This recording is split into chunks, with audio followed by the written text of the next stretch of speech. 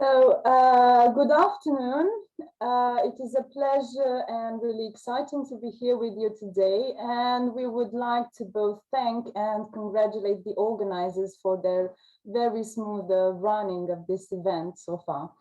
I'm Sorina and today I'm going to be the voice of a team of translation trainers from Alexandru and Cuza University of Iași, Romania.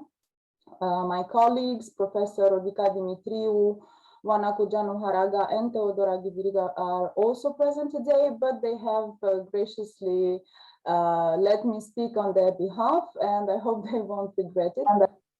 Our contribution, titled, as our chair has just said, From Fits of Inspiration to Acquiring Transfer Competence in Translation in Translating Literary Texts, is also part of a newly launched project called EFFORT, EU-funded initiative to create a European framework of reference for translation, coordinated by the University of Barcelona. This project, EFFORT, continues the research initiated by the PACTE group, whose translation competence framework is also used in our work. As we all know, the competence-based approach has proved to be an effective pedagogical model in organizing translator training, both in keeping with societal needs and the variety of professional contexts translators exercise their jobs in. Literary translation is one such professional context, but trainee competence in this area has often been overlooked in tests that have generally tended to focus on the translator's linguistic or encyclopedic cultural knowledge. Starting from this premise, our contribution today summarizes the results of an exploratory test that had a twofold goal. On the one hand, to examine our students' current needs as far as literary translation competence is concerned, and as a result, the other goal was to inform our decisions relative to curriculum design. It is thus our belief that the assessment of our students' transfer competence, a key component in the PETRA-E framework of reference for literary translation, can contribute to improve the curriculum design with a view to a better education and better training for literary translation. But what is this transfer competence? Whereas there is some agreement on the competencies a translator needs to possess, which concern language in general, as well as its cultural dimension, for instance, language, bilingual competence, cultural, extra-linguistic, subject, sub-competencies, and so on. There has been some variation of opinion and terminology with regard to the more specific translation competences and the sub-skills they may include. The term that has been most frequently associated with what many scholars have regarded as a particularly important ability is a transfer competence. Actually, within the PETRA-E framework, transfer is a central competence to be taught in translator training, and it comprises 8 descriptors: understanding of source texts, identification of translation problems, familiarity with translation strategies, application of translation strategies, production of target texts, justification of translations, translation approach, and literary creativity. Our test was thus based on these descriptors, supplemented by 2 other dimensions described in the PACTE framework of general translation competence under the key title of strategic competence. And these 2 dimensions are carrying out the translation project, selecting the most appropriate method, and the capacity to evaluate the process and the partial results obtained in relation to the final purpose. The target group of our test was made up of the trainees enrolled in the translation programs offered by our university faculty, an undergraduate BA general translation program called Translation and Interpreting, established in 1997, and an MA in general, again, Translation and Terminology, established in the year 2000. These programs include both theoretical subjects of relevance to literary translation and the practice thereof, but they do not focus only or specifically on literary translation competence. The test, designed for LT2 level according to the PETRA framework, was also given to a comparable control group of students enroll in the Language and Literature BA program and the American Studies MA program, also offered by our faculty. These students have no formal translation studies classes and practice translation only occasionally. Overall, our sample included 106 students, 72 BA and 34 MA students. Our aims in brief were on the diagnostic side to identify and assess our translation students' needs relative to transfer competence, from a comparative stance to identify potential differences between the target groups and the control groups' performance in translating a literary text, taking into account that the latter, literature students, lack any formal training in this respect, but have nevertheless read and analyzed literary texts and occasionally even practiced literary translation, mainly guided by fits of inspiration in so-called literary workshops.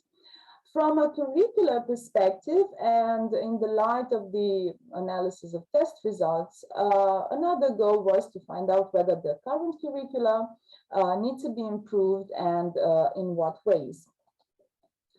For convenience, the test that we designed focused on the short story, The Flints of Memory Lane by British author Neil Gaiman, slightly abridged to about 4,000 characters or 733 words. Each batch of tests was assessed, graded by 2 members of the team.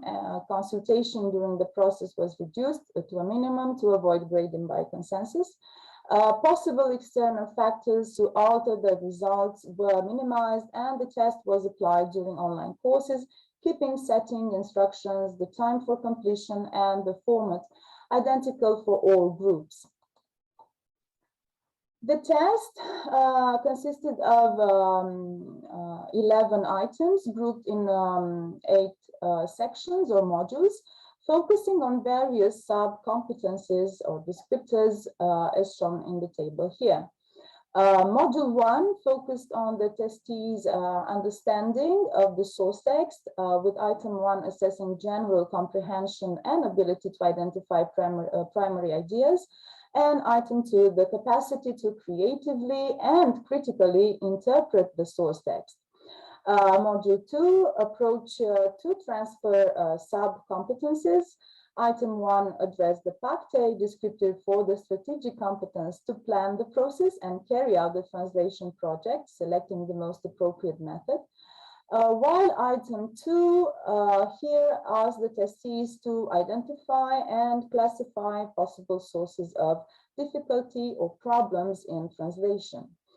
By asking the students to choose the best translation of a source sentence out of 2 alternatives provided, and then reflect on the purpose of each solution proposed, the items in module 3 use the PETRA descriptors, identification of translation problems and justification of translation, as well as the PACTE descriptor to evaluate the process and the partial results obtained in relation to the final purpose. Module 4 assess the testees' creativity according to the PETRA model.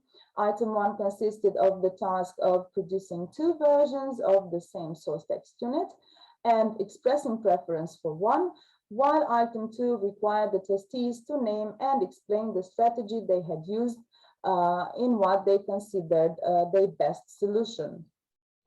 Module 5 focused on the descriptors, production of target texts, and literary creativity. The testees received the task of translating a 272-word fragment from the text under analysis.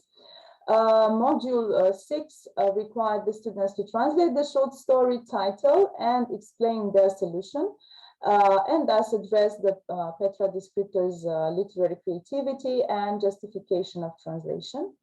Module 7 asked the testees to specify whether the translation they made in Module 5 was source text oriented or target text oriented, and it thus addressed the Petra descriptor translation approach. While finally Module 8 addressed once more the Petra descriptors, understanding of source text, and literary creativity by asking the students to provide translation solutions to 2 difficult source text phrases. To make the results comparable across all the dimensions taken into consideration, our analyses were based on mean values. For each class, we calculated the average inter-evaluator grade per test item and student. Then, using these average scores, the average grade for the entire class per test, module, item, and of course, final score. For specific test items, correlation coefficients and standard deviation values were also computed. Overall, MA students achieved higher test scores than BA students, and translation students higher final scores than literature students. The variance between translation-oriented and literary-oriented study programs was not significant in the case of MA students, a difference of only 1.95 points, but rather sizable in the case of BA students of 7.6 points. As shown by the standard deviation values of each class, MA translation scores presented the least amount of variation, showing that the group's overall performance was rather homogeneous, while BA translation results were the most varied, indicated a more diverse individual score breakdown.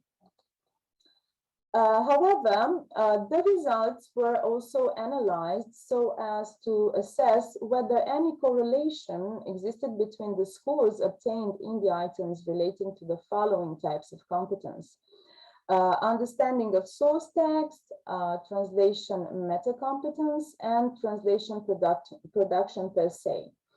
In other words, we wanted to see whether the results achieved by each student in the items relating to text understanding or translation meta-competence were in any way related to the results they obtained in items focusing on translation production per se. As a result, for each student, we added up the scores for each of the sections 1 to 3 that you can see here, literary understanding, meta, and translation. And the resulting values were used to calculate correlation coefficients for each class and study program. And you can see these numbers in the table here. They pointed or revealed the existence of positive linear relationships between these dimensions in all classes and groups. Thus, correlation coefficients reveal a moderate positive correlation between the understanding of the literary source text and literary translation outcome in all respondents. In the case of literature students, both MA and BA, this positive correlation is even stronger, being close to high. So this underlines the importance of this descriptor, understanding of the source text, and the production of literary translation as the students who were able to gain better insight into the inner matter of the source text were also able to provide a better translation in the test, of course.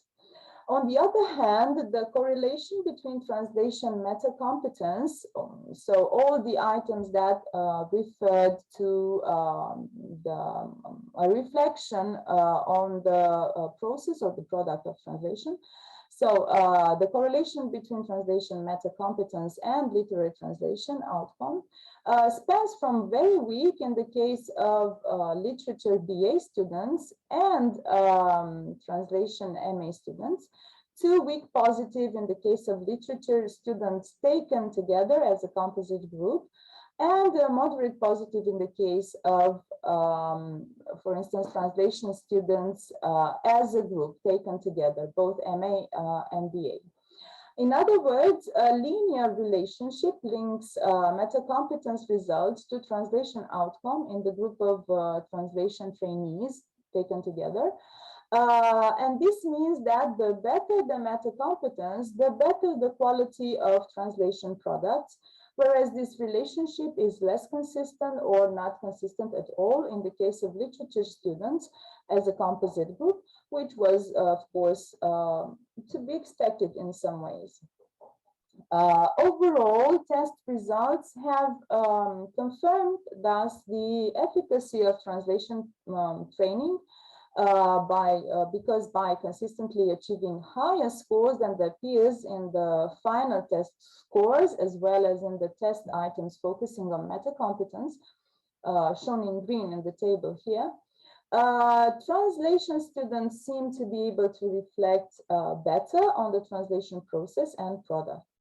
Moreover, MA translation students also achieved higher scores than BA translation students in all meta-competence items, which shows that the more advanced the translation training, the better the results in what concerns identification of translation problems, familiarity with translation strategies, application of translation strategies, and so on.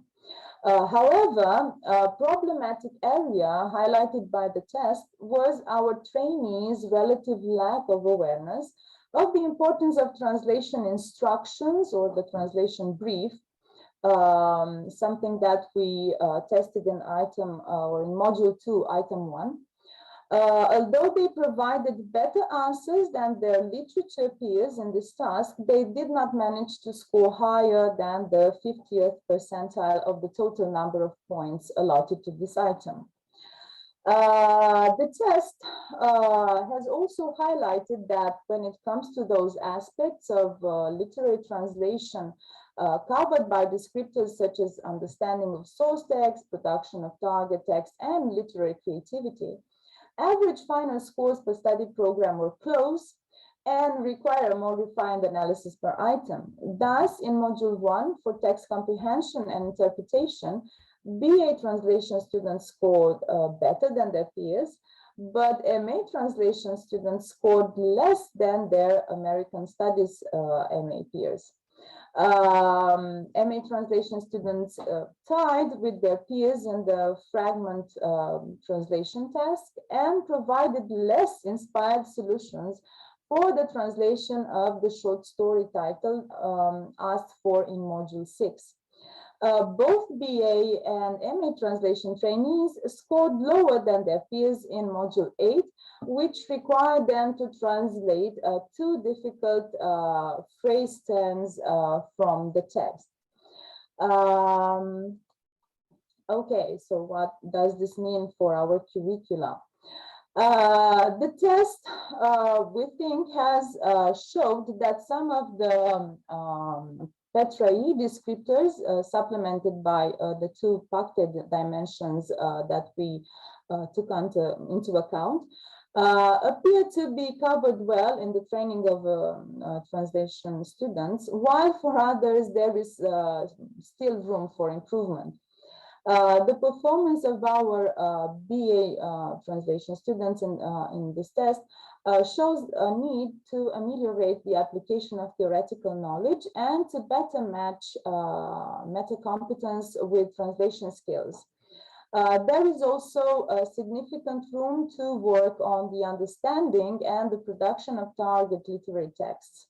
In response to these needs, more theory-practice correlations and issues of literary translation could be easily included in already available courses, such as translation studies, translation criticism, text analysis for translation.